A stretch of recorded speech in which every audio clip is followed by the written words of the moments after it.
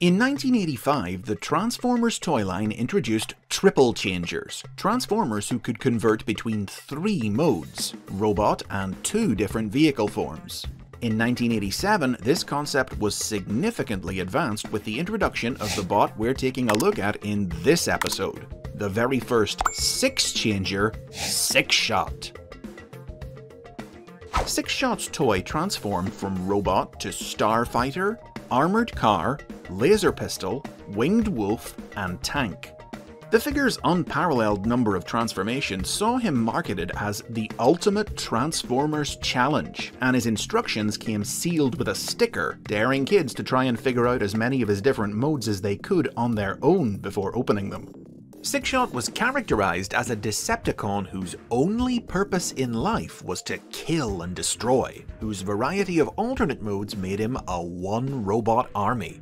His sole redeeming feature was a warped sense of honor that saw him always speak respectfully of those he had killed. But despite his toy being treated as a big deal, SIXSHOT appeared in very little English language media at the time. The Transformers animated series featured him in only one short scene in its final season, in which he used each of his 5 alternate modes to take out the aerial bots one after the other. 5 up, 5 down, it's like shooting cyber ducks in a barrel. And his comic book appearances were the briefest of the brief. A single panel cameo in the Marvel comic, and a couple of scenes in the obscure and short-lived Transformers in 3D from Blackthorn Publishing. But overlooked by media as he may have been, his toy continued to be sold in 1988, and a 6-changer was added to the Autobot ranks the same year, Quickswitch, who was advertised as being SIXSHOT's son. Don't ask me how that works. Where SIXSHOT really rose to prominence was in 1987's Japanese original animated series, Transformers: The Headmasters. He was one of the main Decepticon characters in the cartoon and its ancillary media, serving as the commander of the Decepticons' Earth-based forces. The series reimagined SIXSHOT as a ninja, able to cloak himself in shadow, appear and disappear at will, alter his appearance, and even create duplicates of himself. He frequently clashed with Chrome Dome and the Autobot Headmasters, and was responsible for the deaths of Chrome Dome's friends, Abel and Jack. But his most famous kill was his opposite number, Autobot Earth Commander Ultra Magnus, who he offlined using his secret 7th mode, the Wing Wolf, a form invented for the cartoon which combined the strengths of all his modes into one. But Decepticon Headmaster leader Scorponok didn't trust SIXSHOT, and eventually he betrayed and abandoned the ninja during a battle in space. Stranded on the planet Dyra, SIXSHOT had to work with the Autobots' human friend Daniel Witwicky to fend off the planet's native rock monsters. Spurned by the Decepticons and touched by the boy's kindness, SIXSHOT chose to help the Autobots in the final battle to stop Scorponok from destroying the Earth. In 1989, SIXSHOT's toy was retooled and recolored to create the Autobot 6-changer Great Shot. Available only in the Japanese market, he had a rhino mode instead of a wolf.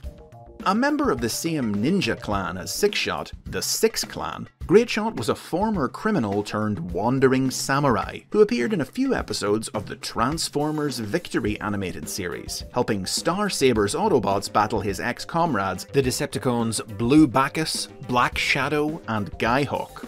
It doesn't seem like it was intentional, but this criminal past, added to the fact that both characters were voiced by actor Michihiro Ikemizu, led fans to speculate that Great Shot might actually be SIXSHOT himself, reformed with a new identity.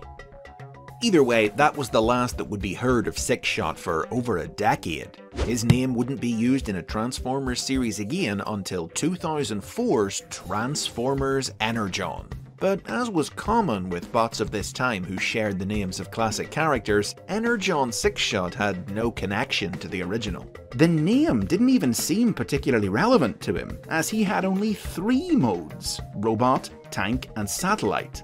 As seen in the Energon animated series, this SIXSHOT was an engineer and the younger brother of the Decepticon Shock Blast. While in prison on Cybertron, he learned that Shockblast had died in battle, and he soon busted out of jail and joined up with Galvatron's Decepticons to seek revenge on the Autobots for his brother's demise.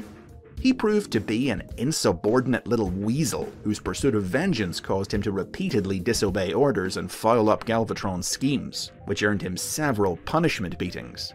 Luckily for SIXSHOT, Galvatron needed his technical skills enough not to kill him, but eventually SIXSHOT pushed his luck too far when he attacked Galvatron, and Galvatron, powered up on Super Energon, grew to colossal height and stomped the treacherous SIXSHOT to death.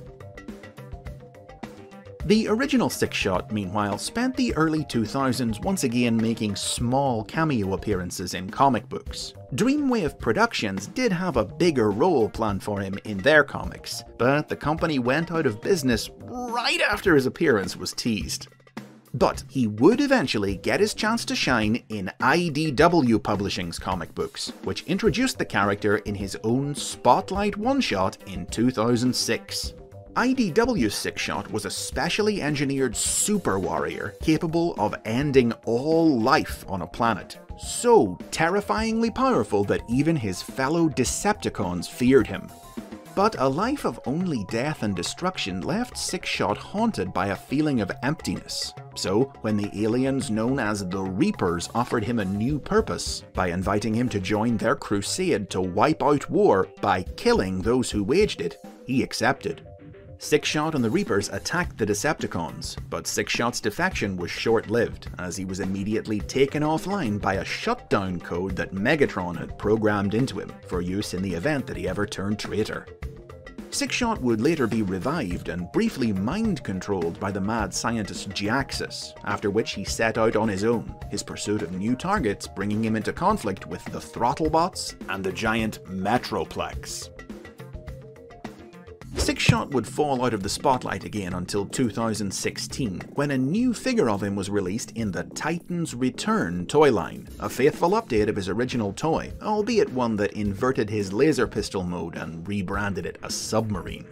The toy's head was formed by the Titan Master Revolver, who granted SIXSHOT mastery of all forms of combat, and who was designed to look like SIXSHOT's old victim from the Headmasters, Jack. This figure was also released in the Japanese Transformers Legends toy line, for which it was also exclusively retooled and recolored to create a new version of Greatshot. Manga packaged with the figures continued SIXSHOT's story after the events of the Headmasters, revealing how he came to be targeted by the Six Clan for his crimes.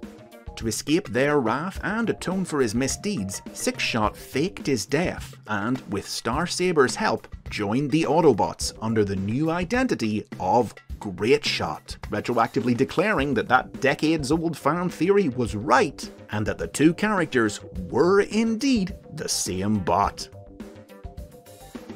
Though he is perhaps the original example of a Transformers character who was big in Japan while being largely overlooked in the rest of the world for most of his history, SIXSHOT has nevertheless always been a fairly well-remembered cult favourite among Western fans, for his toy if nothing else, and the 21st century has finally given him a little of the attention that he's long lacked.